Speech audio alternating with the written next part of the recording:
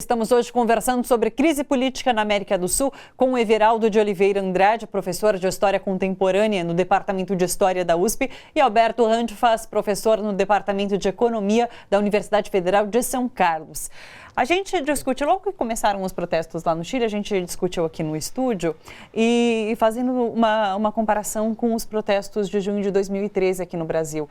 E na época eu lembro que um dos entrevistados falou assim, não dá pra gente comparar porque o Chile tem um objetivo, existe uma insatisfação em relação à política econômica, existe um objetivo que é uma Assembleia Constituinte, a renúncia do presidente, diferente do que aconteceu aqui em 2013, quando não tinha um foco específico. Vocês enxergam dessa maneira também? Vocês enxergam algo como está acontecendo no Chile, acontecendo aqui no Brasil nesse momento? Eu acho que é uma boa questão essa. E dá para desenvolver bastante. Eu acho que existe claro que manifestações populares espontâneas, nos dois casos, num determinado momento, setores organizados, tradicionais, sindicatos, tentaram começar a participar no Chile, os sindicatos estão participando, não começou com os sindicatos, Sim. Mas os sindicatos deram apoio e se envolveram, mas as manifestações eram espontâneas. No Brasil, como havia o governo Dilma, a direita, que há muito tempo não conseguia ganhar as eleições, se aproveitou e tentou manipular. Mas eu acho que é um erro caracterizar as manifestações de 2013 como manifestações da direita. Elas eram manifestações, era expressão de uma certa insatisfação popular, com questões seculares aqui do Brasil, de muito tempo, que nunca foram resolvidas.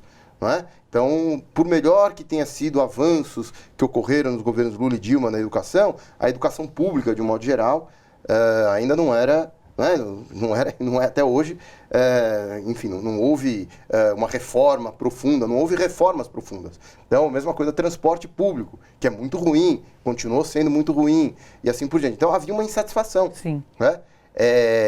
Em 2013. No Chile, é claro que a situação é muito pior, porque os ataques vêm de longe e eles tampouco foram resolvidos pelos governos de centro-esquerda, não é?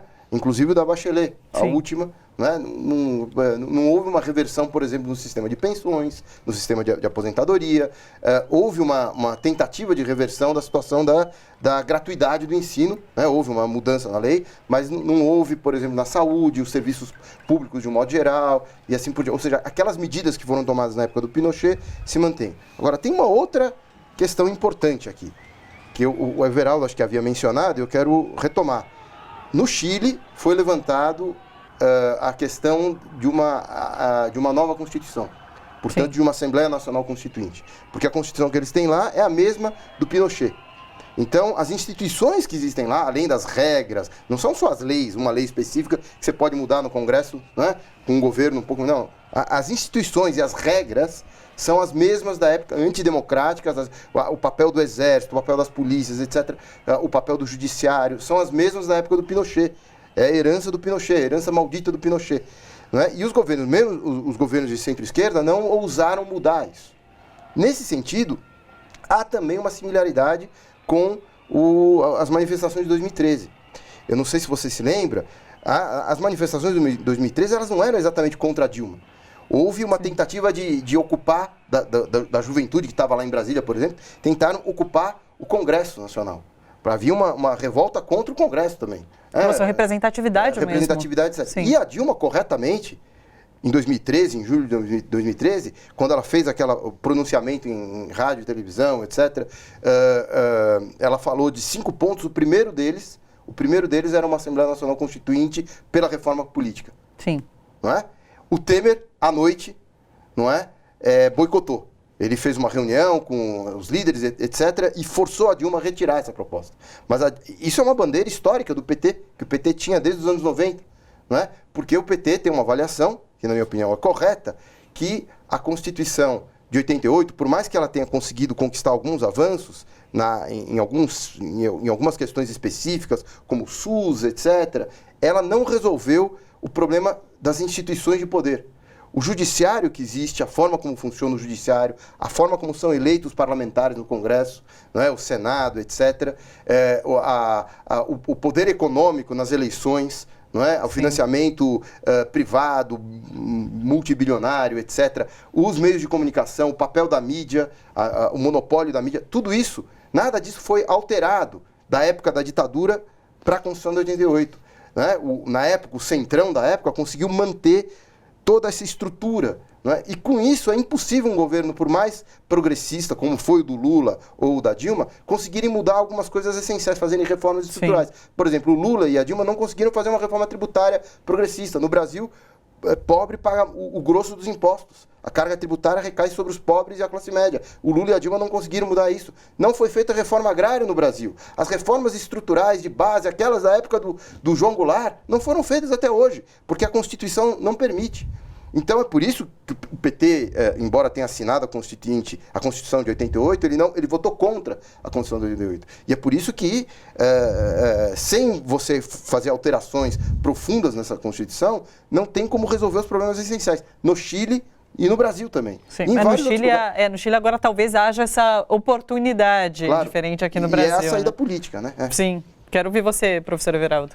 Eu concordo com a maior parte das questões que o Alberto levantou sobre essa questão da Constituinte. Acho que sem esse marco novo, por mais que tenha um governo progressista, um governo que tenha políticas de expansão do ensino, valorização do salário mínimo, como foi os governos do PT nesse período, eles esbarram num arcabouço institucional que foi construído para bloquear o avanço das políticas sociais. E 2013 revelou um pouco isso, né? Uma insatisfação geral, tem a ver com também uma questão que eu acho que é importante, os efeitos da crise de 2007, 2008 do capitalismo, embora tenham sido contidos em parte pelas políticas anticíclicas que foram desenvolvidas pelo Lula, pelo Guido Mantega, etc., teve um esgotamento, acho que dessas políticas. Sim. Que gerou insatisfação. E os bloqueios institucionais impediram que muitas das reivindicações populares pudessem ser atendidas. E essa questão que o Alberto lembrou, acho que é muito importante. A Dilma teve uma oportunidade histórica ali em 2013 de aproveitar a crise no sentido positivo de colocar o coração do problema, né? E ali, né, ao não abrir esse caminho, que foi um caminho que foi aberto pelo Evo Morales, que foi aberto pelo Correia no Equador, que foi aberto pelo Chávez na época na Venezuela, ela criou, né, um obstáculo para enfrentar os verdadeiros inimigos do progresso, do desenvolvimento do Brasil. Agora, Sebastião Pinheira tem essa oportunidade, como a gente comentou, mas ele até agora não deu nenhum sinal de que ele vai atender essa demanda. Acho difícil. Você acha difícil que isso aconteça? Ele é um representante do grande capital no Chile. Sim. Ele é um grande empresário, mas não é um problema pessoal, é que ele representa o empresariado, o grande empresariado chileno, o capital financeiro chileno e internacional, e ele não tem por que defender a mudança da Constituição que existe no Chile, que serve para atender os interesses desse grande capital. Não é? Agora, sem essa decisão e sem esse recuo de alguma forma, o que pode acontecer no Chile? Bom, os partidos da chamada esquerda chilena, ela está muito comprometida com a manutenção, né, dessas estruturas. Então, 30 anos depois do fim da ditadura do Pinochet, está intocada a Constituição. E a concertação, né, ela, de alguma maneira, ela fez essa transição, tentou fazer essa transição sem tocar nas questões centrais. Né? Então, eu acho muito difícil que por ali possa sair uma alternativa. Agora, os movimentos populares, as organizações, aquela mobilização contra a forma como é feita a aposentadoria, do sistema da Previdência, ali tem uma organização forte dos sindicatos também, que está criando alternativas. Né? Então, isso passa, acho que essa alternativa que busca a Constituição, uma nova Constituição, ela passa muito mais pela organização política dessas mobilizações que nasceram das ruas, do que por um caminho institucional com os antigos partidos. Aliás, é isso o caminho que o Pinheira vem tentando fazer, tentando atrair esses partidos para que eles ajudem ele a conter as mobilizações. No terreno em que eles conseguem dirigir o processo político, é o terreno das instituições que estão sendo dinamitadas pelas mobilizações populares. Né? Então, as mobilizações elas saíram dos 30 centavos, e agora estão questionando não só o Pinheira, mas o conjunto das instituições que foram herdadas da ditadura e que são o arcabouço que permite que a exploração do trabalho, né, atinja níveis absurdos. Então você paga pela saúde, paga pela educação, você paga a previdência lá e depois tem um salário miserável. Sim. Todas as empresas estão privatizadas, as empresas públicas, quer dizer, você destruiu a possibilidade do povo chileno, né, ter perspectiva de progresso. E mesmo a classe média, que falam que estava indo muito bem no Chile, ela está abalada também por isso. Agora tem um setor que está indo muito bem, né? O grande empresariado, os grandes banqueiros, os investidores internacionais, isso estão indo muito bem.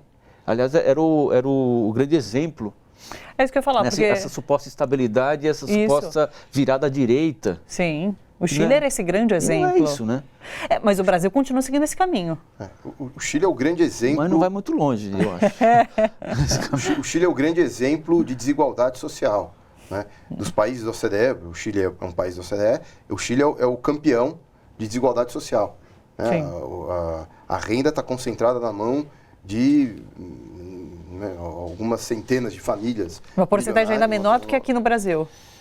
Não é menor do que aqui no Brasil, porque aí também é covardia. Mas o Brasil tem piorado nos últimos 5 anos, piorou muito o coeficiente de Gini, os índices que medem a concentração da renda, né, pioraram muito, tinha melhorado um pouco durante o Lula e Dilma, agora voltou a piorar significativamente desde o golpe. Desde 2015 para cá, piorou significativamente.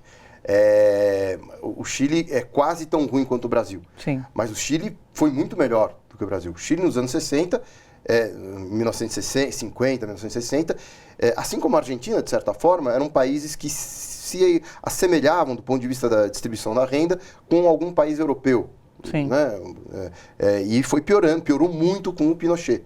E não reverteu depois do fim do regime militar no Chile. Sim. Né?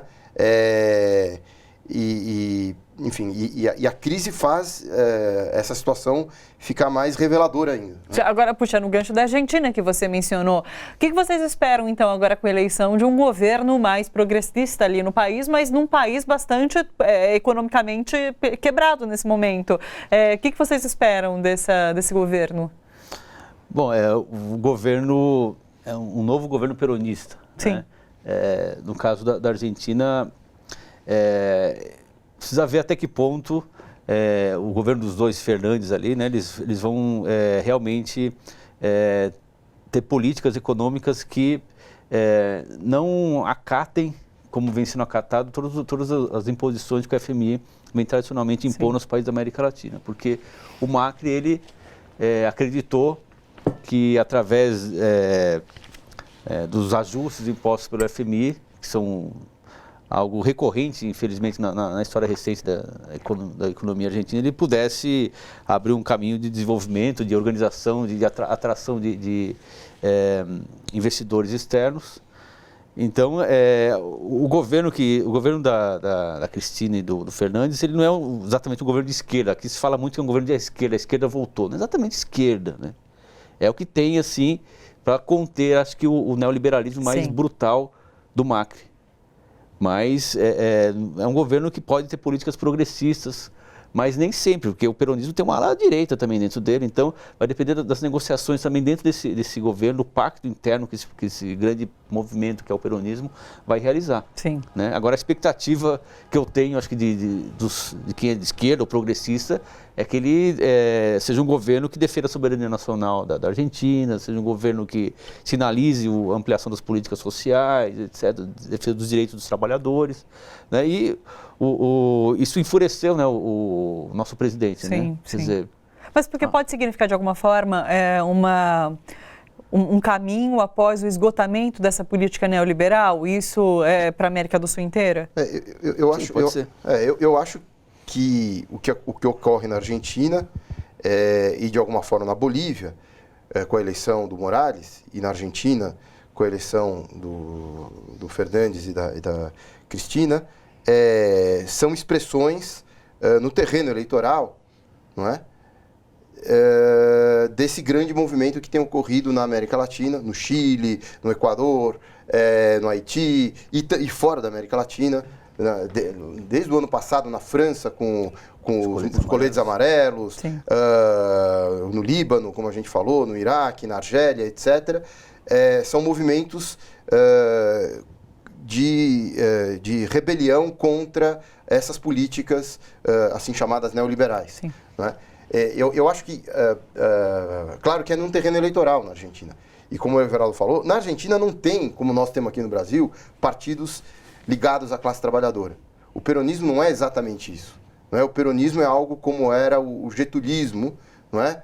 Aqui no Brasil, o PTB, o antigo PTB, etc. Claro, tem uma inserção popular, tem algum tipo de inserção, mas não é um partido ligado aos sindicatos, aos movimentos da classe trabalhadora, etc., como nós temos aqui no Brasil, que é o PT, ou até outros partidos menores que o PT, o PSOL, o PCdoB, etc., que são partidos que têm inserção, sobretudo o PT, né, nos movimentos sociais.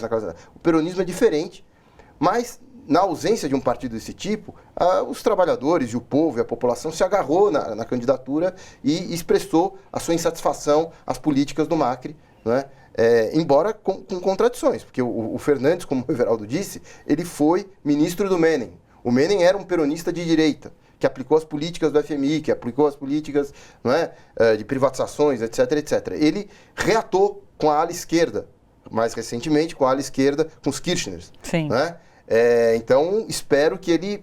e é claro, o movimento, a luta, o movimento dos trabalhadores, os movimentos populares podem levar o governo a fazer coisas bem mais à esquerda, até mesmo do que eles mesmos imaginam.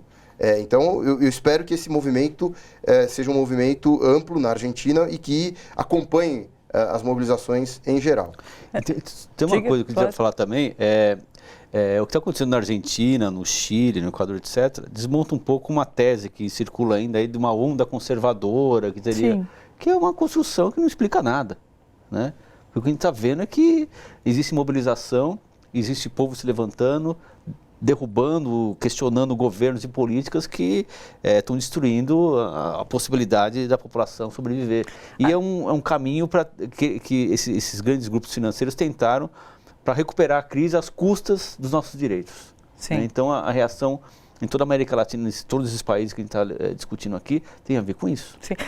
Na história, eu sempre ouvi falar que é tudo cíclico, né? A história é toda cheia de ciclos, é feita por ciclos. Mas parece que agora esses ciclos, por conta da era em que a gente vive, esses ciclos diminuíram de tempo. Então, a gente está tendo ciclos passando muito rapidamente. Então, a gente teve essa onda conservadora que varreu, assim, muitos países e agora já mudou tudo de novo. É um pouco disso ou não? Você não acredita que seja dessa forma? Eu acho que não. Eu acho que não tem essa onda conservadora. Isso é uma ofensiva, acho que o Alberto falou muito bem. A partir da crise de 2008, há uma ofensiva do capital internacional para resolver a crise, reconquistando direitos que foram conquistados duramente pela luta dos trabalhadores. Então, quando você conquista um serviço de saúde pública, o SUS, por exemplo, no Brasil, que não é uma maravilha, muita gente critica o SUS, mas em comparação com vários países do mundo, é uma conquista importante. Os Estados Unidos, né? Que discute, inclusive, nesse momento, algo parecido. Universidade pública. Sim. Não existe, precisa ter muito mais. Mas o que existe é uma conquista importante. Quando o capital está numa crise profunda como aquele está, ele quer reconquistar esse terreno de apropriação, ele quer se apropriar disso, quer ganhar dinheiro com a saúde, quer ganhar dinheiro com a educação, quer ganhar dinheiro com a Previdência, como o Guedes quer fazer ainda, né? Ele não tentou agora, mas se a gente deixar, vão avançar em cima dos direitos. E ele quer parar de gastar dinheiro também, ele quer cortar direitos dos trabalhadores e tudo mais. Para não precisar pagar imposto, né? Para os ricos pagarem menos imposto ainda. A chamada onda conservadora, ela é uma maneira de tentar explicar, né, o que foi esse avanço do capital, de fato. O avanço do capital, e ele precisa de uma máquina para fazer as pessoas acreditarem que isso é possível. Sim, né? Então, a mídia e tudo mais são instrumentos, a mídia empresarial, não essa aqui, ela é instrumento para ajudar a preparar as pessoas a assimilarem, aceitarem esse tipo de... Porque a gente viu, inclusive, a cobertura que foi dada à entrega desse pacote econômico pela grande imprensa hoje. Olha só, você que curte a TVT e quer contribuir com a gente para que a nossa programação chegue cada vez mais longe, se inscreva no nosso canal do YouTube /Rede TVT e torne-se membro. Ou então faça a sua contribuição em nosso Catarse. É só acessar catarse.me/TVT. A gente agradece.